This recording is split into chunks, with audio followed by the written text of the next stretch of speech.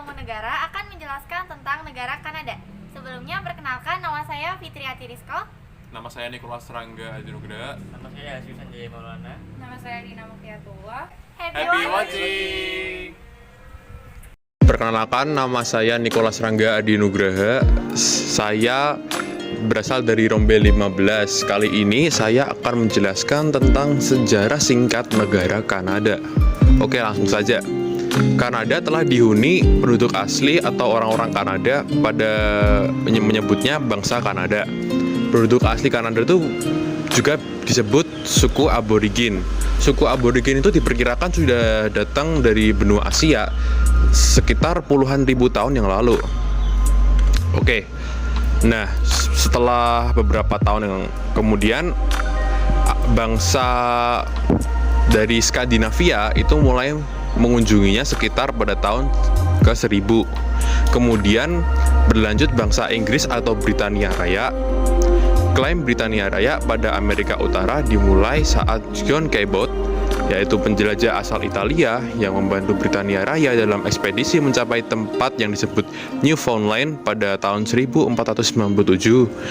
Nah, kemudian berlanjut klaim Prancis, mulai dengan penjelajahan oleh penjelajah Prancis Jacques Cartier pada tahun 1534 dan Samuel de Champlain di tahun 1603.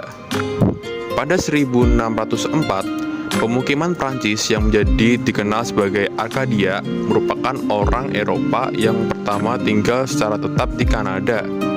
Disusul permukiman Prancis lainnya di Santa Lawrence dan daerah Atlantik Kanada.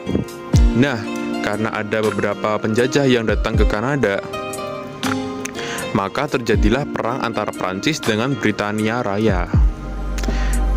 Diperkirakan perang ini terjadi dari tahun 1689 hingga tahun 1763. Singkat cerita, Prancis mengalami kekalahan telak, sehingga dalam Persetujuan Paris 1763, Prancis menyerahkan pada Britania Raya hampir seluruh Prancis baru, termasuk Acadia dan yang terdiri dari Quebec dan Ontario pada masa kini. Britania Raya mendirikan koloni Nova Scotia, Kanada Bawah dan Kanada Atas. Koloni baru yang sama dengan hak hukum terkini dari provinsi New Scotia, New Brunswick, dan Prince Edward Island segera terbentuk. Kanada bekerjasama membentuk Kanada Cape Breton digabungkan dengan Nova Scotia. Oke, lanjut ke tahun 1812. Amerika Serikat juga ikut menyerang Kanada. Namun hal itu gagal dikarenakan banyak penduduk Kanada yang memiliki rasa nasionalitas yang tinggi dan rasa setia kepada kerajaan Inggris. Dan akhirnya, pada tanggal 1 Juli 1867, 3 wilayah koloni Inggris bergabung membentuk Kanada. Dan akhirnya Kanada merdeka pada di tahun itu juga.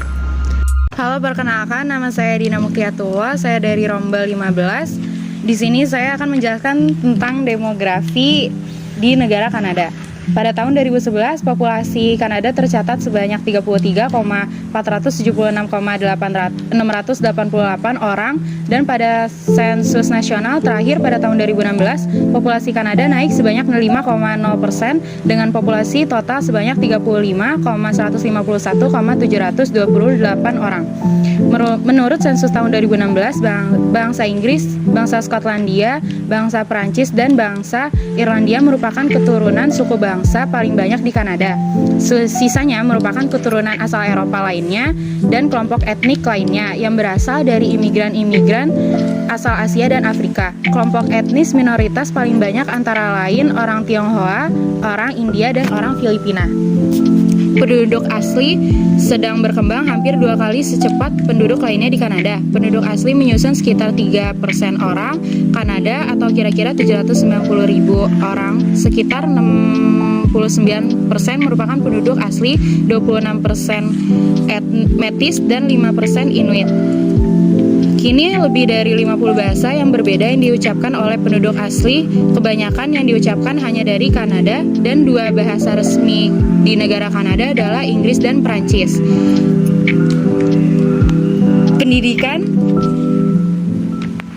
Pendidikan di Kanada disediakan, didanai, dan diawasi oleh pemerintah federal, provinsi, dan pemerintah daerah. Mayoritas penduduk Kanada memeluk agama Kristen 67,3%,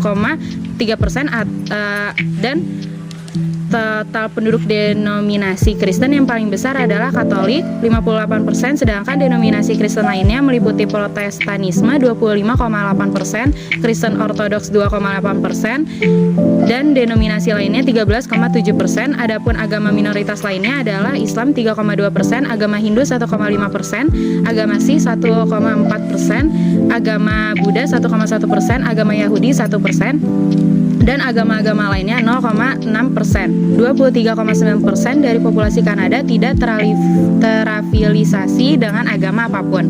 Populasi beragama di Kanada semakin menurun setiap tahunnya. Menurut riset dari Pew Research Center, populasi beragama Katolik dan Protestan menurun dari 47 dan 41% menjadi 39 dan 27% selama 4 dekade terakhir. Sedangkan populasi ateis dan agnostik terus meningkat. Dan di negara Kanada mempunyai jenis kelamin yaitu perempuan dan laki-laki. Selanjutnya, saya Fitriati Rizko akan menjelaskan tentang bentuk dan sistem pemerintahan negara Kanada. Bentuk pemerintahan negara Kanada adalah demokrasi, parlementer, federal, dan sebuah monarki konstitusional. Waduh, gimana tuh? Jadi, negara Kanada sebagai negara yang menganut sistem demokrasi adalah negara yang membebaskan rakyatnya untuk memiliki hak dan kesempatan yang sama untuk menentukan keputusan yang memengaruhi hidupnya.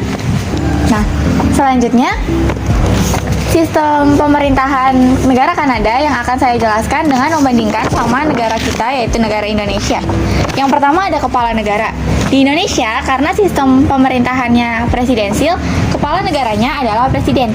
Nah, kalau di Kanada, karena ia menganut sistem monarki konstitusional, yaitu sistem pemerintahan turun-temurun seumur hidup, dan dengan adanya peraturan yang membatasi kepala negara.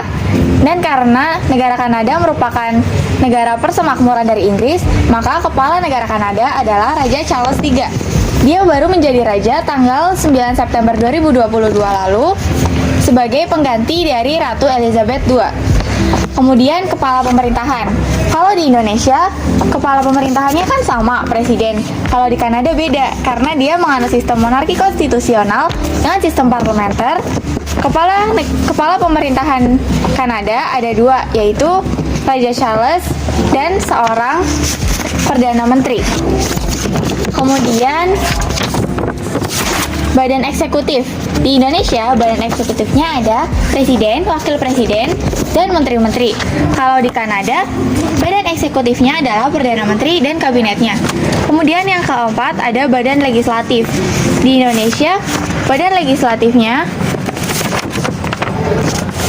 adalah MPR, DPR, dan DPD. Kalau di Kanada, badan legislatifnya ada dua, yaitu Senat dan House of Commons. Yang mana House of Commons ini memiliki keputusan yang lebih berat daripada Senat. Kemudian yang kelima, badan yudikatif. Kalau di Indonesia, badan yudikatif meliputi Mahkamah Agung, Mahkamah Konstitusi, dan Komisi Yudisial. Badan yudikatif di Kanada berbeda, ia memiliki tingkatan dan yurisdiksi yang berbeda-beda. Ada dua tingkat, yaitu tingkat provinsi dan tingkat federal. Di tingkat provinsi, ada pengadilan provinsi dan teritorial, pengadilan unggul, dan pengadilan banding.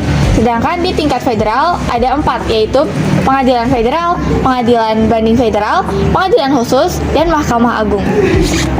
Oke, nama saya Jesus Sanjaya Maulana, saya dari Rombel 15. Selanjutnya, saya akan menjelaskan tentang geografi di Kanada.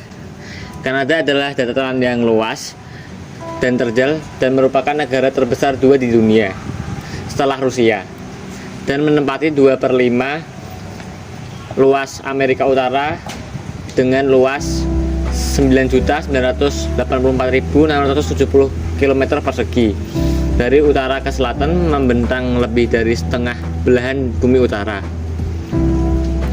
Kanada berbatasan dengan Samudra Pasifik di utara dan Alaska di barat laut.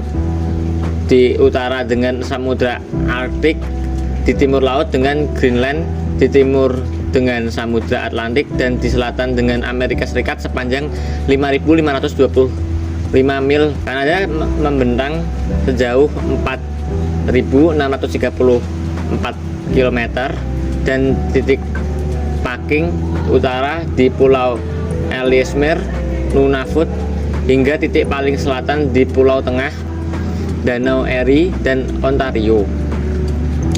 Jarak terpanjang timur ke barat adalah 5.514 km dari Cape Spear.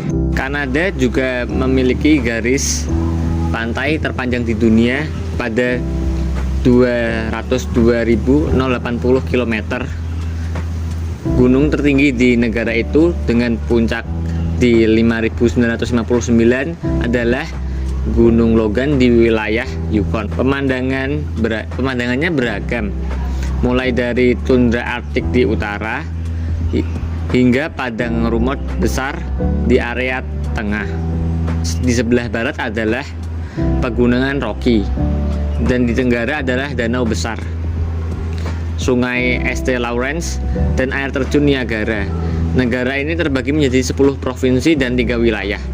Kanada memiliki sekitar 36.653 pulau dan memiliki fitur fisik seperti pegunungan, hutan hijau, lembah hijau, hingga gurun pasir kering, dan wilayah air danau, sungai, dan waduk.